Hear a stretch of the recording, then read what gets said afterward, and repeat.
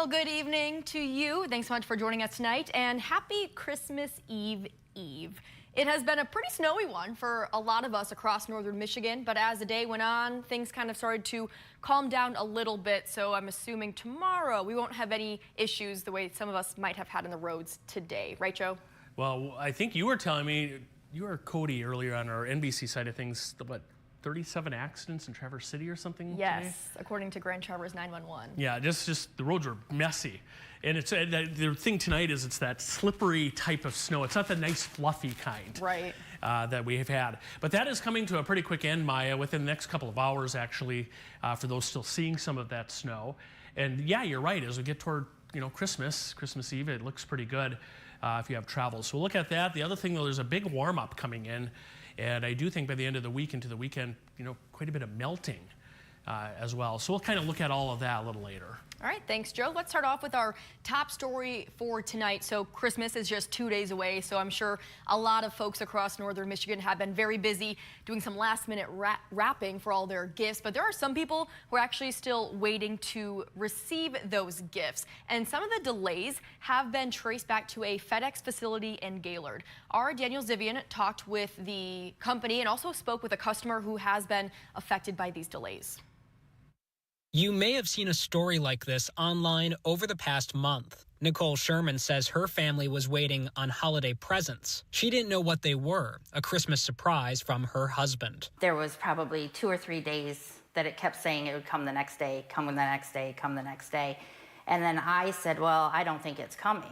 And he said, why? And I said, well, there's a bunch of Facebook messages in regards to FedEx not delivering packages. The Shermans called FedEx and learned the delivery was sitting at the Gaylord hub. That hub has so many trailers now, they're spilling out of the back lot and into the street. We reached out to FedEx and heard back from a spokesman saying in part, quote, as a result of regional weather affecting our long-haul shipments into the area, we are exercising a number of contingencies and flexing our extensive network, including utilizing nearby sorting facilities to meet the demand this condensed holiday season. We sincerely regret any inconvenience caused by delays in the areas serviced by our Gaylord facility and appreciate our customers' patience. Snyder goes on to say they're extending operation hours and delivery times, among other methods. Sherman says the gifts arrived 2 days after calling and wonders if she got lucky. It may still be sitting there had we not called. And there's lots of people that are waiting for their holiday presents and,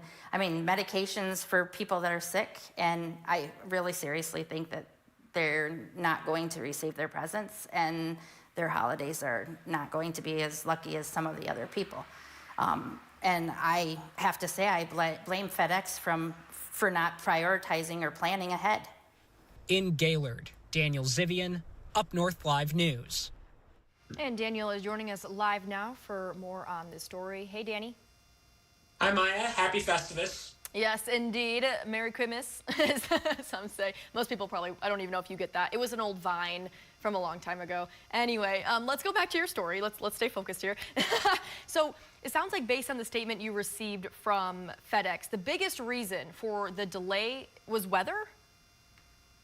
That's what they said, and it is interesting. So, of course, Gaylord did receive record snowfall around Thanksgiving. I remember it because I also covered that. Sure. Not around the time, but I covered some of the efforts afterwards with the road commission. Yeah, record snowfall for Thanksgiving. A couple of weeks later, there was another snowstorm. And that's all well and good. What is interesting is that I received that statement before I reached back out to Nicole. It was at that point that I learned that Nicole's husband had ordered the gifts after the second snowstorm. So we have to draw a distinction here. Perhaps the weather up here did cause the initial delay that snowballed into what's happening now, but there's really nothing to be said about any other FedEx branches anywhere else that are shipping things up to the Gaylord hub because the Sherman family ordered those gifts. They got to the Gaylord hub when they were supposed to. They're just stuck there. So the wording of the statement did somewhat cast doubt onto what they meant by that, but it can't have possibly meant elsewhere in the region because all of the things are getting to Gaylord in one piece. if the Sherman story applies as we might expect everywhere else. So the issue is not these items like coming to Gaylord, it's them getting to Gaylord, but then just sitting in the facility? That would appear to be the case. Again, I had to deal directly with, FedEx, national corporate, and, et cetera, et cetera. So I should also make it very clear that a lot of things do approach hearsay. Nothing in the report does, but if I'm going to talk off the cuff here, you are going to hear some things that people have said. I have not been able to get inside that facility. I maintained a respectful distance when I was there. Obviously, there's not going to be any trespassing at the FedEx Gaylord hub. So yeah, like without going in there, it's hard to know for sure exactly what the status of all of those packages is.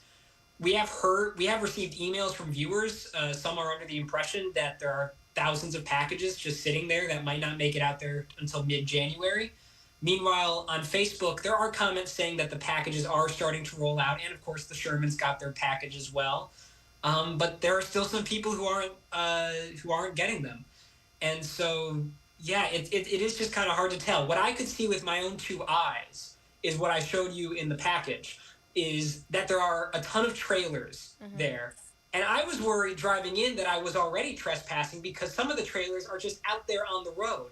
This is an industrial park. It's a city road, and there were just trailers just sort of strewn along in a couple of different places out on the street, which was a bit of a surreal sight. They're just sitting out there, nothing around them, no nothing. It was really fascinating to come across, and so the face. And I have to mention Facebook because there has been so much. From what I've been able to tell, this kind of started at the beginning of the month. I wasn't aware of it, neither were any of us. Then we got an email, and then we got like another email. And then I called one of these people, and that person pointed Nicole to me and said, hey, and posted in Facebook, hey, Danny Zivian here's looking into it. You can reach out to him. And then our newsroom did get a couple more emails after that. It's sort of been this slow trickle. It's not like these people are all talking to each other and deciding to do this. There are people independently saying to themselves, this is a problem we're having, and we need to reach out about it. And thankfully, we finally had time to do it some justice today. Right. Got some answers for some of these people. Probably not exactly the specifics they wanted to know, but at least some response from FedEx. So while you were at the facility in Gaylord, you mentioned you saw all these trailers just sitting there. Did you see any trucks like actually moving to and from the facility? The only cars that I saw moving while I was around were, I believe, just driven by employees, people going, just a few people going in and out of the complex. I did not see FedEx branded trucks moving. I saw FedEx branded trucks on another side of the lot. I focused on those trailers are the bulk. I mean, this is sort of a semantics thing. Those trailers I'm talking about are the bulk of the truck. Some of them, a lot of them were completely unattached. Most of them were. A couple of them were attached. Also, the entire time I was there, you could see it in the B-roll, but you might not have been able to tell from a distance. There was an attached truck just in the road that was running. I assumed that they were warming it up to take it out, but the entire time I was there, it didn't move. So I didn't see anything in transit. I just saw this sort of stopped time frame of a delivery facility. Interesting. So you said that you couldn't actually go inside the facility. Did you ask to go inside? Did you ask anyone? I have not asked anyone. That's partly because I got down there a tad later than I'd have liked to. The roads are not the best, of course, this time of year. And I actually started up here in Petoskey. This is a regional story, it turns out. Not everyone dealing with the Gaylord hub is from Gaylord. And so I actually interviewed Nicole up here in Petoskey, and she's from north of Petoskey. So unfortunately, that was not in the cards. But what we do know, at least what we have from some of these Facebook posts, from what people are picking up by calling the facility and speaking to them as customers, is that what the spokesman told us, that they're bringing in stuff nationally, that does seem to be the case. The national corporation seems to have taken a particular interest in this Gaylord facility. What would come of that, we'll have no idea. I did actually stop in close to where I was editing in near downtown Gaylord to, I believe it's called Pack Mail. It's an independent shop that packs mail for both FedEx and UPS. And I stopped in very briefly. They declined to go on camera, but I stopped in very briefly, and they did say that they were receiving a lot of complaints. People come in every day to ask about these delays, and they can't do anything about that. Right. A lot of people came in rather upset, thinking that they were FedEx. That's another important distinction. The independent mail packing shop in Gaylord, they're not FedEx. And they actually confirmed that everything that they're shipping does get to the Gaylord hub. It just kind of gets stuck there once it does. Sure. All right, Danny, well, thanks so much for joining us and for going into a little more detail about your story. We really appreciate it. And of course, everyone's circumstances related to this are so different. I know personally I am waiting for gifts to still come, but that's my fault. I waited too long to order them. Other people probably ordered them a long time ago and they should have gotten here by now. So that brings up our question of the day. Are you waiting for any online Christmas gifts to arrive in the mail? As of right now, 54% say no, or 46% say yes. You can scan that QR code on your screen right now. That'll take you to our website where you can vote, and we will continue to keep an eye on those results as the show goes on and check in with them a little later. But let's turn things over to another story, holiday related. Leukemia is the most expensive cancer treatment on the planet. So my mom said I have good taste because I know how to dress good and make good food. And even my disease is more expensive than anything else. That is Tim Bergstrom. He is the owner of Bergstrom's Burgers in Grand Traverse County, and he is facing a battle, but that's not stopping him from making a difference in his community and continuing a tradition of providing meals for folks on Christmas. So despite getting 24/7 chemo, he and his staff have been busy getting ready for their third annual community Christmas meal. It's that simple.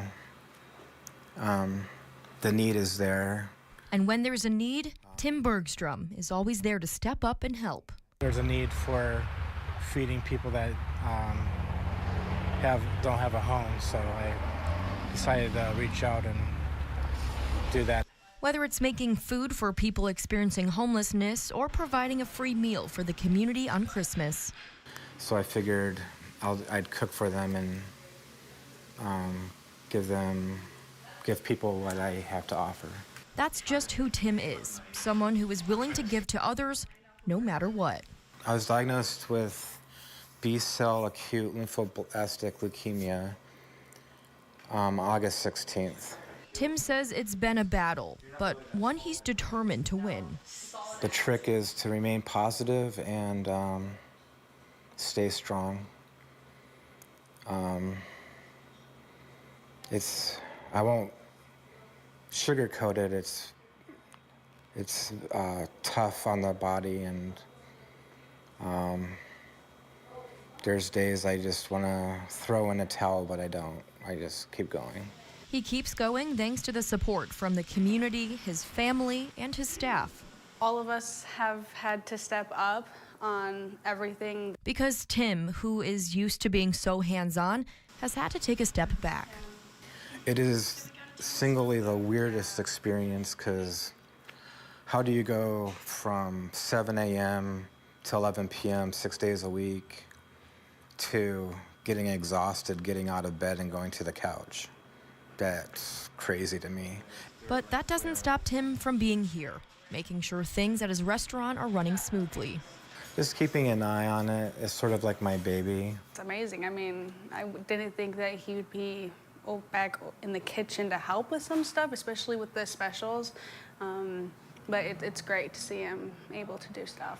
And he hopes to be back here on Christmas Day to help provide the meal. It's just something that I want to continue doing, no matter what. Despite his 24/7 chemotherapy treatment and frequent hospital visits, it's sort of like waking up to meet another physical fight every single day. Tim is determined to be here.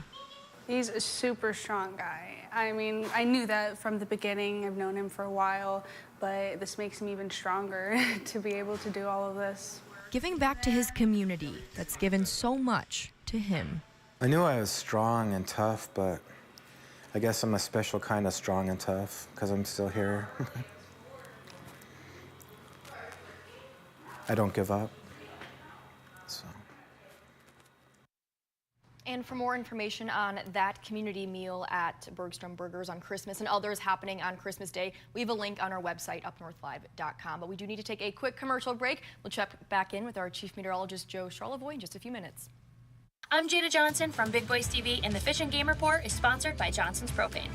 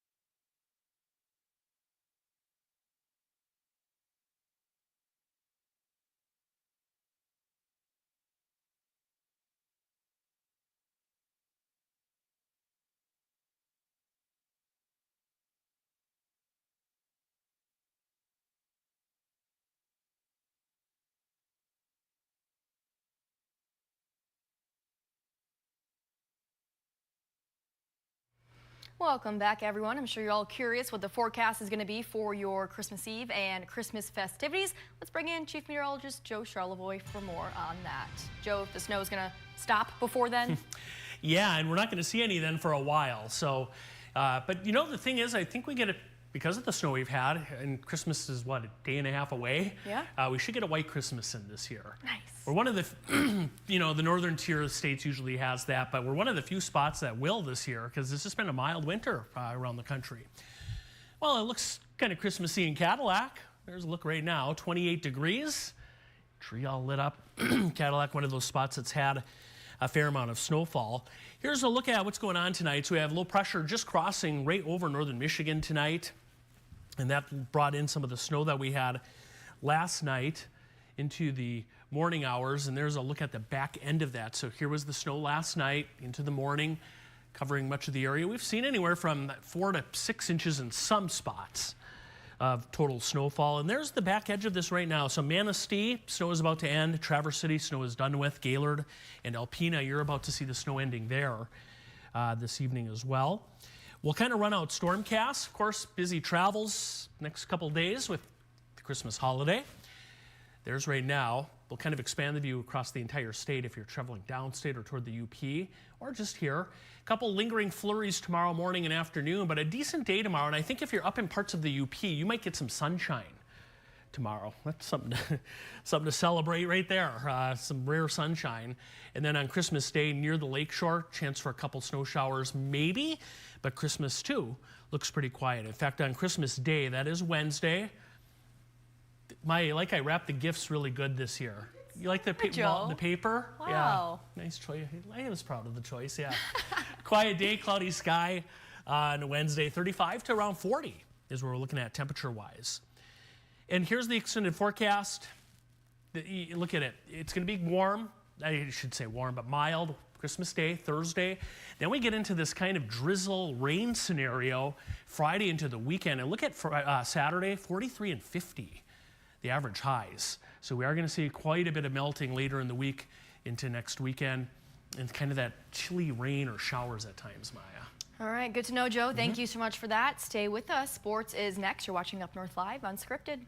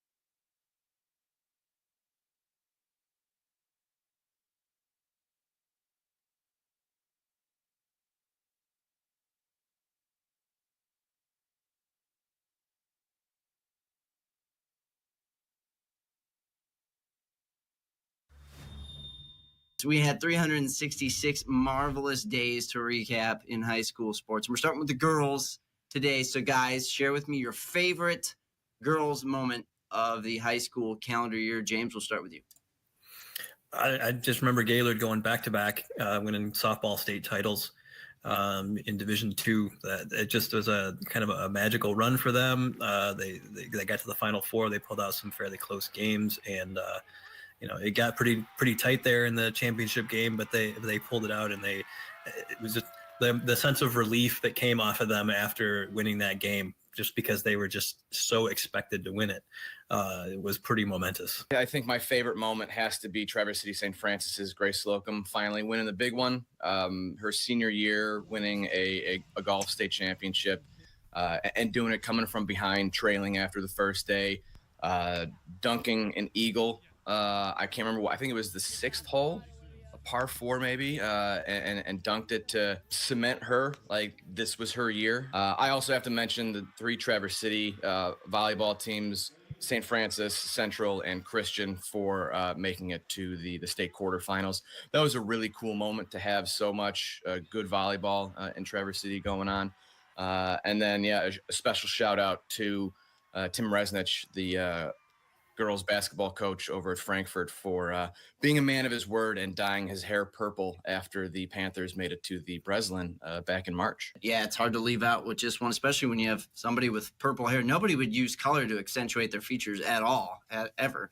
No, you don't want to peacock. You don't want to do anything that draws attention to yourself in any sort of way. I have 2 answers myself. I'm going to first give an individual award for Player of the Year, Skier of the Year, to Marley Spence of Petoskey. She won 5 state titles, 2 of them this year after winning 2 the year before, and then 1 the year before that. I think I read somewhere that it was the first time in 4 decades that any skier had won 5 individual state titles in their high school career. And I want to give a shout out to the game of the year for me in girls basketball, at least on paper. It was that quarterfinal in Division III between Lake City and Elk Rapids. 2 great teams, a lot of talented players on the floor. And so Lake City got that spot.